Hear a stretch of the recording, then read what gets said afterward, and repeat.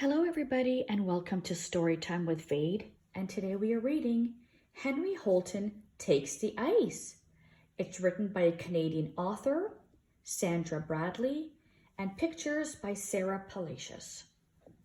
Let's jump right in. Henry Holton takes the ice. Henry Holton's dad played hockey, so did his mom, his grandfather, his uncle, all 23 of his cousins, and his big sister Sally.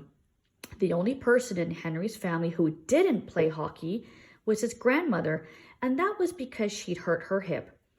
Before that, she was voted MVP in the Silver Skates League 6 years running. Henry's family was hockey mad. They were so crazy about hockey that Henry's mom drove a Zamboni to work, and on Saturdays, Sally dressed their dog Gretzky in full hockey gear and put him in goal. So when Henry was born, there was only one question: left wing or right wing? Either way, said Dad, by the time he's 5, he'll be a pro. As a baby, Henry teethed on hockey pucks, and the moment he could toddle, his parents bought him a pair of skates. And away he went. Henry glided effortlessly across the ice. He swished, swooshed, and swaggered. He didn't even need to hold his dad's hand. "Henry Holton, you beauty," Grandma hollered from the bleachers. "You're going to make one fine hockey player." But when Dad handed Henry a stick, something didn't feel right. Suddenly, Henry's feet were in a muddle.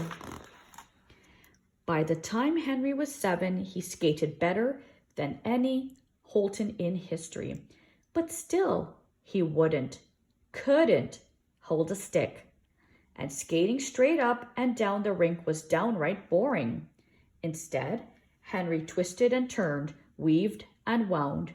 He swayed and shuffled and shimmied. Henry's parents were devastated. His sister was furious. Henry was a menace to hockey. "Henry Holton, out of the way," Sally yelled. "You're ruining our game." And then, one day, it happened. Henry arrived at the rink for free skate, and there he spied a poster on the front door. "Prepare to be dazzled. Join the Diamond Picks Ice Dancing Club for their 34th annual extravaganza tonight." Henry asked his mom if they could go.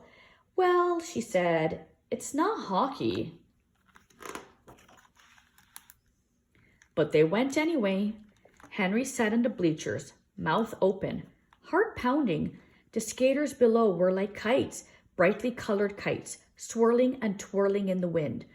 There were no sticks, no pucks, no helmets or pads, only bodies moving with the music.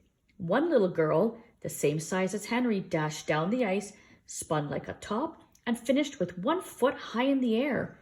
It was magic. Ice magic. And the magic gave Henry an idea that had absolutely nothing to do with hockey. "Their skates are different," Henry said to his mom. "Figure skates," Mom explained. "They have picks on the front of their blade." "That's it," said Henry. "I need picks on the front of my blades." Said Mom. "Let's talk to your father."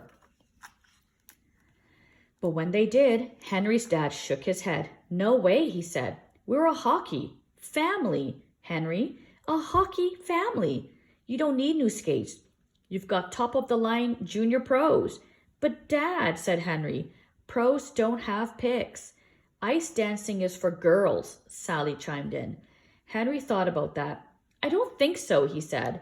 "There were lots of boys there tonight, but nobody would listen." Deep in the bottom of his stomach, Henry felt a lump the size of a hockey puck. And for weeks he benched himself. His top-of-the-line junior pros stayed in their bag, skate guards on. He would not skate again until he had picks.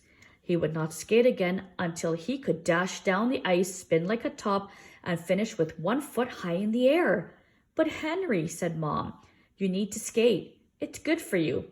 "I need to dance," Henry corrected. Then one day, Grandma came to visit.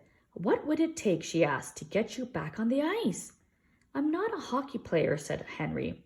I wasn't made for boarding and body checking. Grandma reached into her purse and pulled out a photo.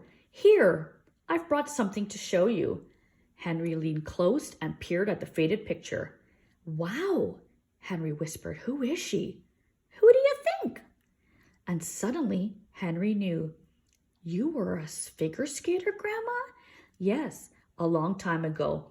But when I finally picked up the lumber and landed the biscuit in the 5-hole with a mighty slap shot, well, the pics just had to go. Henry could scarcely breathe. Do you still have the skates? That night, Grandma met Henry at the rink, just as they had planned. She handed him the scuffed up skates.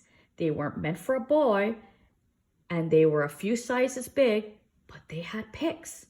And Henry had come prepared. He brought 3 pairs of wool socks plus all the money from his piggy bank to have the skates sharpened. When he stepped out on the ice, Henry's feet felt wobbly, but he stood up straight and he skated. It wasn't his usual skating, and it was far from dancing, but it felt right. Out of the way, Sally yelled. Henry ignored her. Henry ignored everything, except for the music and except for his feet. When the bell rang for the end of free skate, Henry ignored that too. Finally, the man who ran the rink blew his whistle 3 times and dragged Henry off the ice. Henry's dad was waiting. Dad, said Henry, did you see that? Yes, Henry, said Dad. Yes, I did.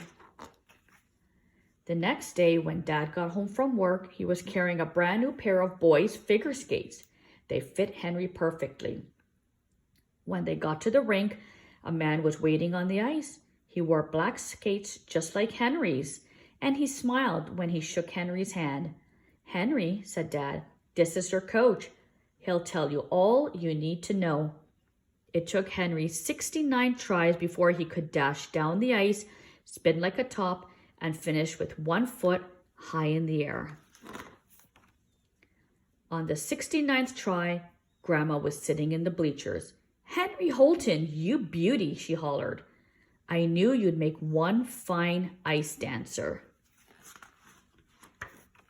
And that is the end of the story. And I hope you enjoyed it.